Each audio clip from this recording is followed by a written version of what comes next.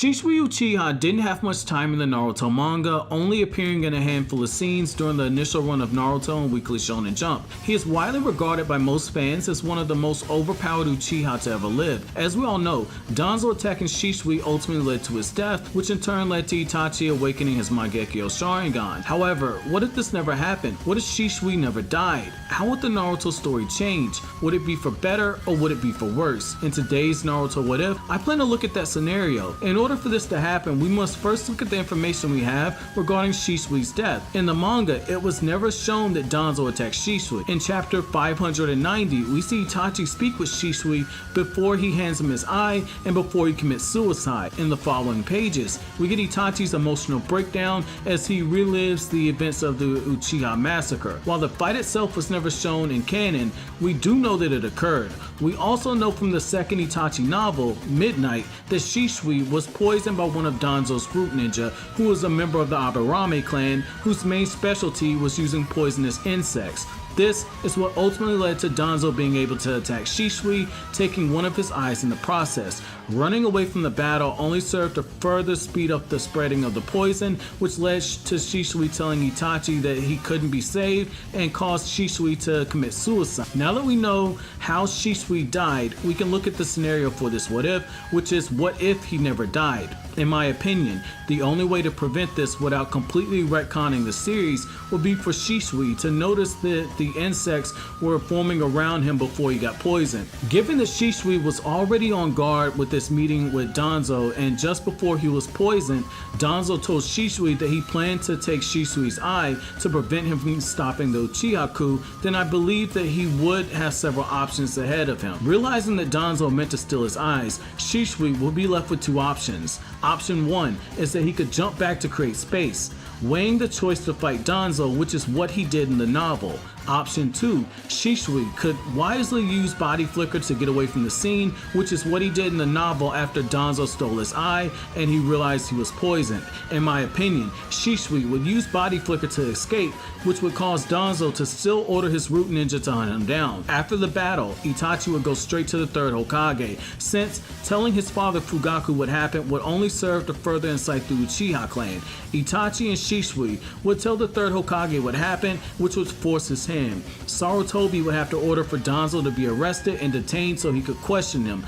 Being the snake that he is, Danzo would likely go on the run. However, I could see a scenario where he seizes the opportunity to make a desperate run for the Hokage position. Danzo would appear before Sarutobi and the other elders. He would tell them the same thing that he told Shisui, which was placing Fugaku under a genjutsu this close to the start of the coup d'etat would be pointless. He would insist that the Uchiha rebellion would lead to an invasion by another land, which would lead to another ninja war. He would then remind the other elders that it was Sarutobi as Hokage that led them into the second and third Great Ninja War, and that his current handling of the Uchiha clan could possibly lead to yet another ninja war. In scenario 2, Danzo would be likely locked away in a prison where he would spend the rest of his life there for committing treason for defying the third Hokage. In my opinion, Danzo would flee the village with the intention of one day returning to take control of the village.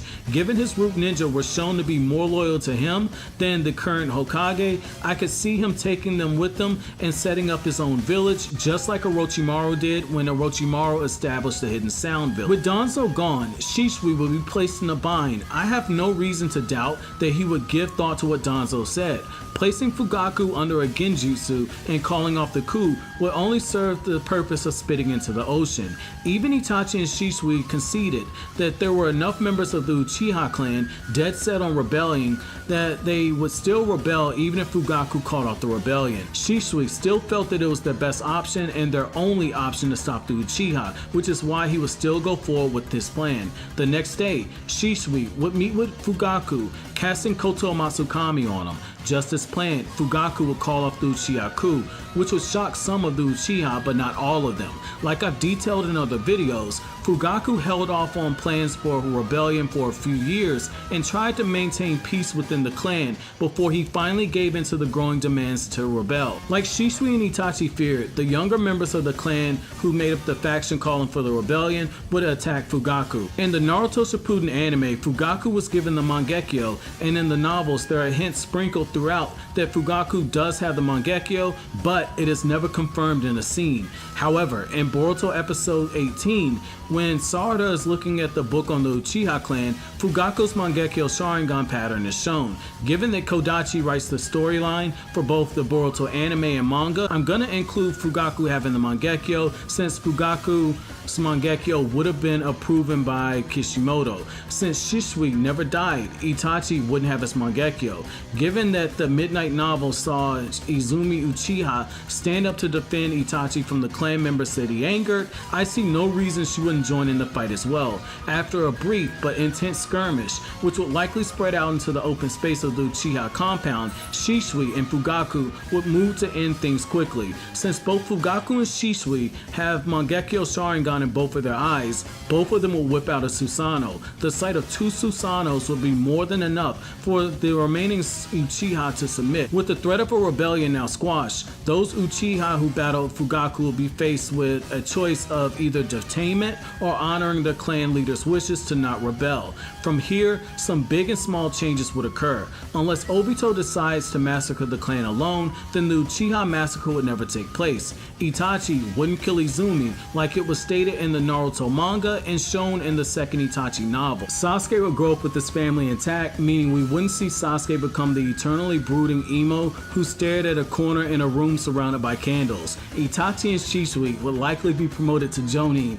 and the Uchiha would have some of the demands being met, like allowing the Uchiha to live in the residential areas of the village and having the Uchiha police regain some of the power that was stripped from them and given to the Anbu. From here, the story would progress much as the same as it did. Naruto would still fail the Genin graduation exam 3 times before he was finally made a Genin. The Sasuke in this scenario would be a lot kinder than the one that we knew, since his personality before the massacre was that of a kind-hearted young boy. Naruto would view Sasuke as a rival and work just as hard to gain recognition from him. Sasuke, on the other hand, would be working to surpass Itachi, though his training wouldn't be nearly as intense since he wouldn't be fueled by hatred. Everything proceeds as normal until the Chunin exams take place, which would likely see Danzo helping out on the plan to crush Konoha. Orochimaru made Danzo's Sharingan arm before the Uchiha Massacre and was one of his root ninja, so the idea of him being in touch with Danzo isn't that far-fetched. With all of Danzo's intel on the village, the invasion would go a lot smoother. Orochimaru would likely still target Sasuke since he would be the youngest child of the Uchiha clan leader, and Itachi's reputation would likely cause him to think twice about taking Itachi's body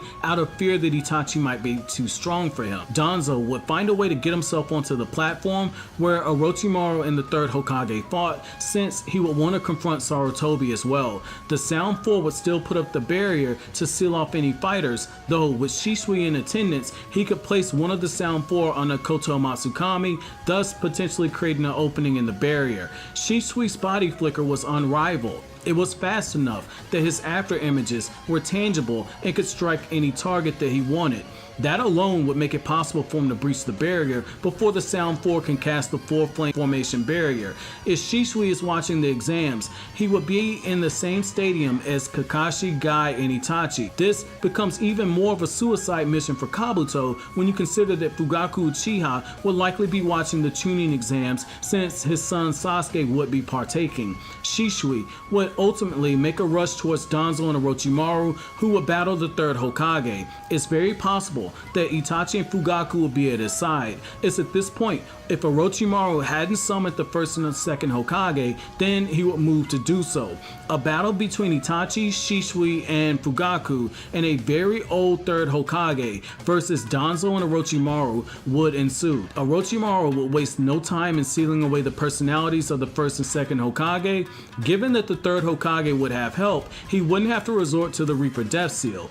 Danzo would likely have to resort to using his Sharingan arm. Meanwhile, the Uchiha police would join in the counterattack after the evacuation of the villagers is finished. Just like in the manga, Jiraiya would arrive to help the Hidden Leaf Village's Jonin fight off the invasion before he went to back up the third Hokage. Fugaku and Shisui would battle the first and second Hokage with the Susanoo. Itachi would back up the third Hokage as he fought Danzo and Orochimaru. It's important to remember that Orochimaru was able to use other jutsu while he controlled the first and second Hokage. He even blocked a few attacks during that fight, which leads me to believe that Orochimaru would be able to participate.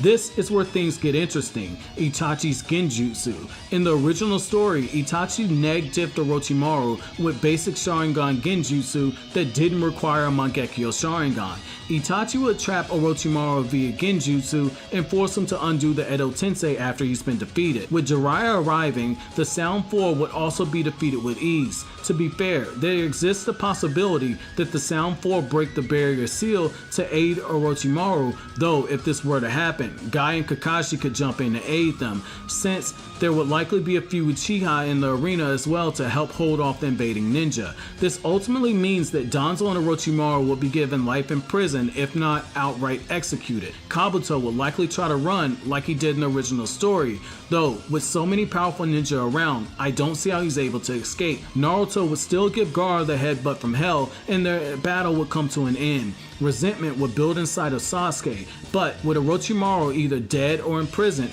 there would be nowhere for him to turn to seek out power. With the third Hokage still alive and Itachi not in the Akatsuki, there would be no need to summon for Tsunade. It's possible that Sarutobi gives thought to naming the fifth Hokage and approaches Jiraiya, but he would likely still turn down the position in favor of training Naruto in order to fight the Akatsuki. Tsunade would likely be brought up in name, but with her needing to be tracked down, it remains a toss-up if Sarutobi makes this request, since he's still alive and there's no need to make a fifth Hokage be announced since Sarutobi is still in good health. This is where things get tricky. Sarutobi would also have to consider the two young Uchiha who helped save his life during the invasion. Shisui and Itachi would already have reputations that make them feared in other nations, just like Shisui did before he died, as he was known as Shisui of the Body Flicker and he was known for his Genjutsu. They would have proven themselves to be different than the prejudiced bias against the Uchiha clan. It's possible that Sarutobi will begin grooming one of these to take over as Hokage, with Itachi being the most likely. It isn't that far-fetched, since Itachi would only be a few years younger than Minato when Minato was made Hokage, and Sarutobi could groom him over the years like Kakashi and Tsunade did with Naruto after the war. The 3-year time skip would occur, though this means that Rock Lee would never be healed by Tsunade, which means that he wouldn't be a ninja. This would also mean that Sakura would never learn medical ninjutsu. This is where Itachi's illness needs to be addressed. Itachi got sick during the time skip, and as we all know, the usage of medicines prolonged his life, but it also greatly drained his stamina. I believe that if Sarutobi were to ask Jiraiya to seek out Tsunade, that he would do so. I also believe that Tsunade will be able to heal Itachi if she's brought back to the village due to her immense skill. Given that Jiraiya would be sent after Tsunade during the events of the Kazekage rescue mission, Rock Lee would be unable to join his team. Whatever medic accompanies Team 7 wouldn't be able to save Kankuro, which means that he would die from Sasori's poison, which also means that there will be no antidote created. When the time came for the ceiling tags placed by Pain to be removed, Sasuke would likely be the one chosen to remove the final tag. After Sakura breaks the boulder, Kakashi would be forced to run after Naruto. Sakura and Chiyo would battle Sasori along with whatever medic is sent to accompany them. This leads to a very dire situation. It's very likely that Chiyo still gets poisoned, which leads to her death. The accompanying medic would then get obliterated by Sasori's third Kazekage puppet. Sakura would take an iron stance, killing her instantly. It would be here that Sasori would collect their bodies to turn them into puppets. Neji would likely see Sakura's death and report it, which would then cause Sasuke to awaken his Mangekyo Sharingan. Sharingan, which would allow him to overpower the doppelganger that he would be fighting. Naruto would still go into his rage when he sees Deidara holding Gaara's body, which would then lead to Deidara barely escaping. It's very possible that he regroups with Sasori, but given the huge numbers disadvantage and the fact that Naruto has to be sealed away at the very end, I could see Sasori ordering that they retreat and agree to go after Naruto another day. Shisui would likely be on the Akatsuki hunt team that is tasked with finding Hidan and Kakuzu after they attack the fire temple. It's very possible that Shisui is able to use his body flicker jutsu to reach Asuma's team before he gets killed. A battle between Shisui and Asuma versus the two Akatsuki would ensue. It's very likely that Shisui backing him up would lead to Asuma living. Shisui would realize that Hidan can only harm Asuma while he's standing in the blood symbol that he draws. His body flicker jutsu would allow him to knock Hidan out, perhaps even cutting his head off yet again. This would lead to Asuma and Shisui focusing in on Kakuzu. It would be here that Kakuzu would be forced to use each of his hearts. The battle will be ferociously intense. Each of these hearts can move at will, coordinating their attacks and have their own changes in chakra nature. Shisui is fast and Asuma is skilled, but even a legendary ninja like Kakashi struggled when fighting Kakuzu, though he also had to worry about Hidan and he had to keep Team 10 alive during this fight. With extremely high difficulty, I could see the combination of Shisui's skill, his Mangekyo Sharingan, his Susanoo, and his 3 changes in chakra nature being able to match Kakuzu. If worst came to worst, Shisui could use Koto Masukami on Kakuzu, forcing him to kill himself. There would be no need to waste the jutsu on Hidan since his head would already be severed and could be taken back for interrogation for Ibiki. This would mean that the Akatsuki would finally lose 2 members, with Kakuzu being killed and Hidan being interrogated. Since Sasuke never joined Orochimaru, there will be less reason for Kakashi to speed up Naruto's training, which means that it's very possible that Naruto never learns wind style at this point in the story. You have to remember, Kakashi only taught Naruto wind style so he'd be able to match Sasuke, who had just obliterated Team 7 and Yamato when he fought them in the original story at Orochimaru's hideout. Next, Jiraiya would go on to investigate Pain, which would ultimately lead to his death. I do believe that Sarutobi would allow Naruto to go learn Sage Mode. Is very possible that Obito doesn't send Pain to collect the Nine Tails, since Sasuke wouldn't be hunting down the Akatsuki and they wouldn't be pressed for a member. Given his fight with Jiraiya, I could see Pain wanting to hunt down Naruto since he does have a vendetta against the Hidden Leaf Village. It's also very possible that another Akatsuki team is sent to collect Killer Bee, with Kisame being the most likely option. If Pain were to invade the Hidden Leaf Village, things wouldn't go as smoothly. More Uchiha would be in the village, which means that it's very possible that Team Guy is still in the Hidden Leaf Village during this invasion, with the Uchiha police force there to aid in the battles,